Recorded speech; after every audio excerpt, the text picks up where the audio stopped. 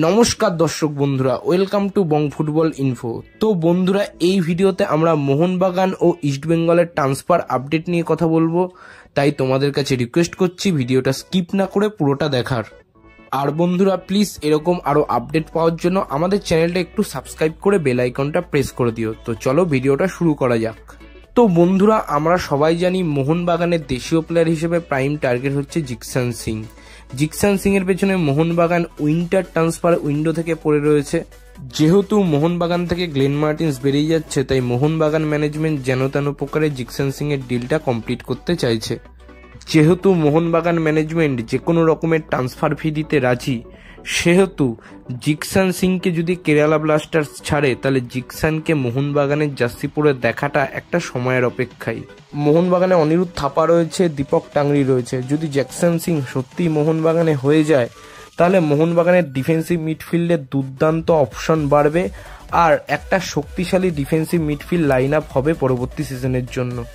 এবার যদি আমরা ইস্টবেঙ্গলের ট্রান্সফার আপডেট নিয়ে কথা বলি, তাহলে ইস্টবেঙ্গল ইন্ডিয়ার যেসব ভালো দেশীয় প্লেয়ার রয়েছে তাদেরকে যদি আনতে যায়, সেখানে ট্রান্সফার ফি ও প্লেয়ার স্যালারি নিয়ে অল টোটাল 5 কোটি টাকা খরচ হবে। সেখানে ইস্টবেঙ্গল এইসব ডিলে যেতে চাইছে না। অপরদিকে আমরা যদি আইএসএল এর এই বছরকার সাকসেসফুল টিমগুলোকে দেখি, তাদের টিমে যেই সব জায়গায় কমজোরি রয়েছে, তারা কিন্তু এই সব জায়গায় অন্যান্য টিম থেকে ভালো প্লেয়ার আনতে খুব একটা ইতস্তত বোধ করে না। যেমন মুম্বাই সিটি এফসি, মোহনবাগান, তাদের 5 কোটি 6 কোটি যত টাকাই খরচ হোক না কেন, যেখানে কমজোরি জায়গা রয়েছে তারা কিন্তু সেই সব জায়গায় ভালো মতো স্পেন্ড করে। এবার ইস্টবেঙ্গল ম্যানেজমেন্টের বক্তব্য, একটা দেশীয় প্লেয়ারকে যদি আনতে এক সিজনে 5 কোটি টাকা স্পেন্ড করতে হয়, সেই জায়গায় একটা ভালো মানের বিদেশি প্লেয়ার হয়ে যাবে।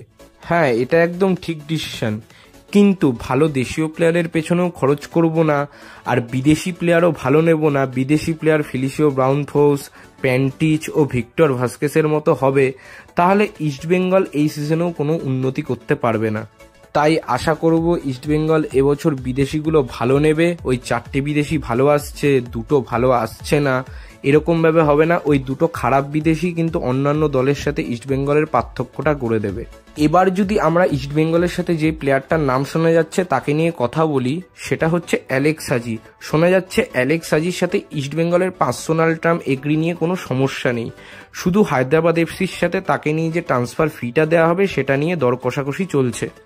তো ইস্টবেঙ্গল যেহেতু ভালো ইন্ডিয়ান ডিফেন্ডার যারা ন্যাশনাল টিমে খেলে তাদেরকে নেবে না, কারণ তাদেরকে নিতে গেলে 5 কোটি টাকা মতো খরচ হয়ে যাচ্ছে, তাই আমার মনে হয় অ্যালেক্স হাজিকে ইস্টবেঙ্গলের ইমিডিয়েটলি ডিল ডান করে নেওয়া উচিত। কারণ অ্যালেক্স হাজির থেকে ভালো অপশন এই মুহূর্তে আর ইস্টবেঙ্গলের কাছে নেই। বয়স মাত্র 23 বছর, এই সিজনে হায়দ্রাবাদ এফসির হয়ে যথেষ্ট ভালো পারফরমেন্স করেছে এবং অ্যালেক্স হাজির মধ্যে একটা ক্ষিপ্রতা রয়েছে, সে অপোনেন্ট স্ট্রাইকারের ওপর ভালো মতো ঝাঁপাতে পারে। তাই আমার মনে হয় এরকম একটা প্লেয়ার ইস্টবেঙ্গলের দরকার।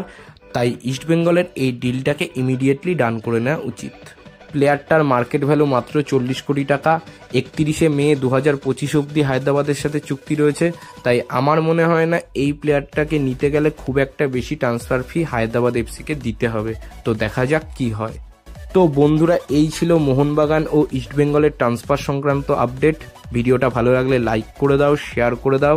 আর জিকসান সিং কি মোহনবাগানে আসবে ও অ্যালেক্স হাজিকে কি ইস্টবেঙ্গল নিতে পারবে, এই নিয়ে তোমাদের কি বক্তব্য সেটা কমেন্ট করে জানাও।